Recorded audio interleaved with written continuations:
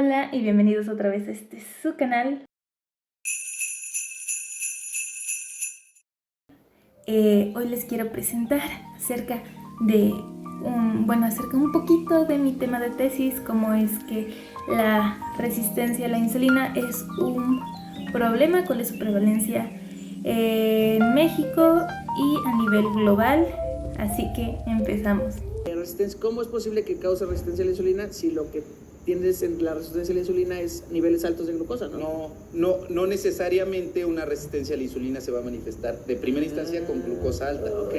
Eso sí, toda glucosa alta, ya de forma crónica de varios meses, sí hay resistencia a la insulina, eso es un hecho. Bueno, este fragmento me encanta porque la resistencia a la insulina es mi tema de tesis para la maestría. Y entonces, pues para empezar a saber qué es la resistencia a la insulina, se va a definir como ese estado en que en nuestras células va a empezar a fallar el meter la glucosa en sangre a células como el músculo, grasa o adipocitos y el hígado. Estos son los tejidos principales de la insulina en los que actúa. Cuando empieza a fallar este proceso de recepción de la insulina a estos tejidos, que es el receptor de la insulina, el que puede ser que no lo esté detectando o no se esté uniendo bien insulina con su receptor, entonces la glucosa va a empezar a permanecer en sangre, por lo que va a haber una sobreproducción de insulina para poder mantener de manera normal los niveles de glucosa en sangre.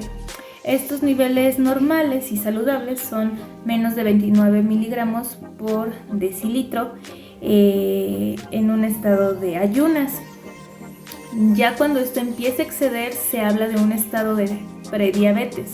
Este estado de prediabetes es cuando se mantiene en un rango de 100 a 125 miligramos por decilitro, y podemos empezar a hablar que ya esta insulina que se produce no es suficiente, entonces empieza a aumentar los niveles de glucosa en sangre.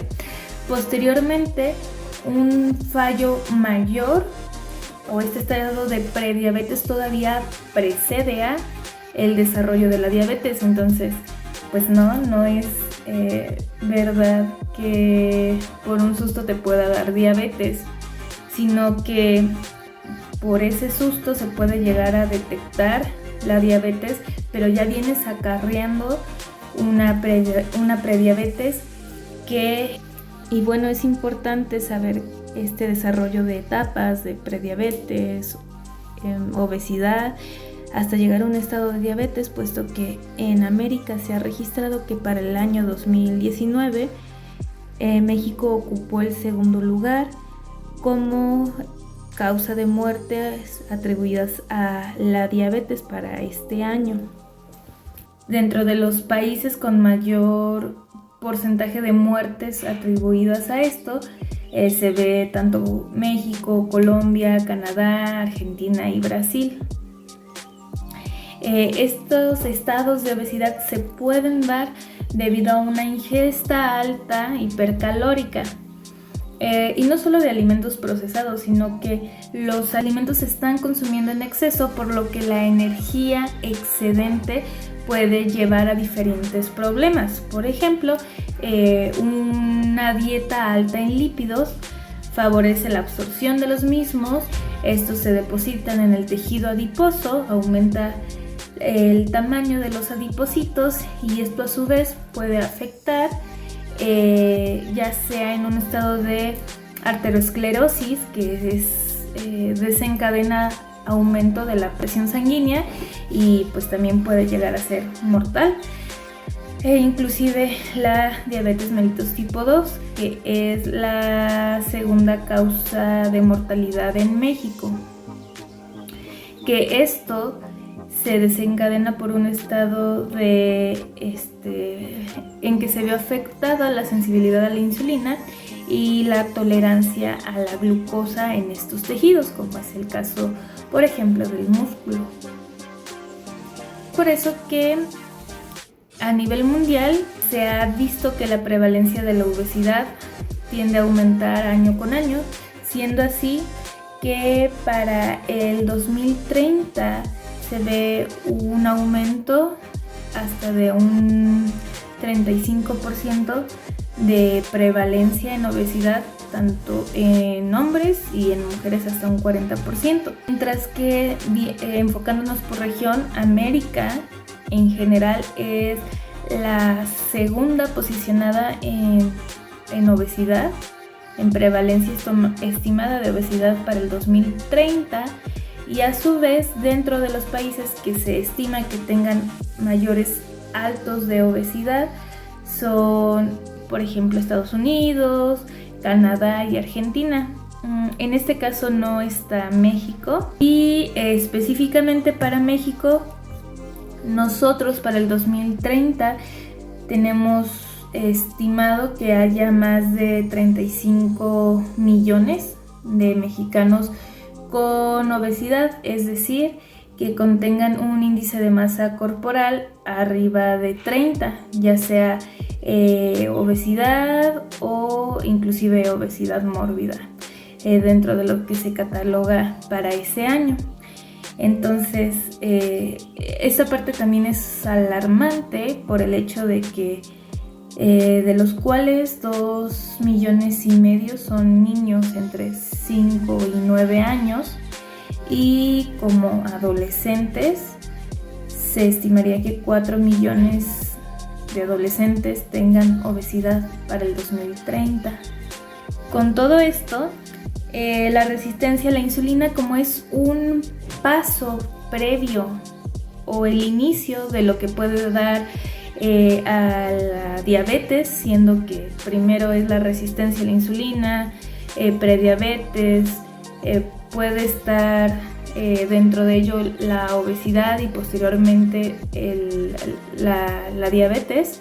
Se ha visto que la resistencia a la insulina no hay como tantos datos asociados a esta prevalencia, sin embargo es un factor a tomar en cuenta dentro del síndrome metabólico, que según la Organización Mundial de la Salud definió al síndrome metabólico en 1999 como una presencia de resistencia a insulina o glucosa que es con valores mayores a 6.1 milimolares o 110 miligramos por decilitro de glucosa, junto con 2 o más de los siguientes marcadores, como son pues valores altos de colesterol, de triglicéridos, igual el índice de masa corporal, que como se ha visto mucho, no es un factor solo a tomar en cuenta, sino se tiene que tomar más factores como estos aquí presentados, y la presión arterial.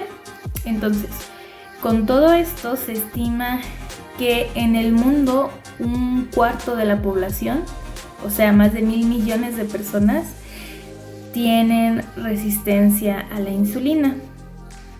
Es decir, que más de 1/4 de la población está en riesgo o ya tiene diabetes.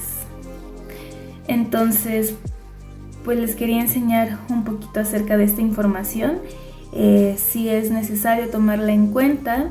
Estas son mis referencias y pues es algo con lo que estoy trabajando ahorita para mi tema de tesis. Espero que les haya gustado este video. Díganme si quieren que les hable un poquito acerca, un poquito más acerca de la resistencia a la insulina. La verdad es que es pues un problema, porque si se puede atacar la resistencia a la insulina, podríamos evitar que se desarrolle hasta estos niveles más altos de diabetes. Nos estamos viendo en un próximo video. Bye.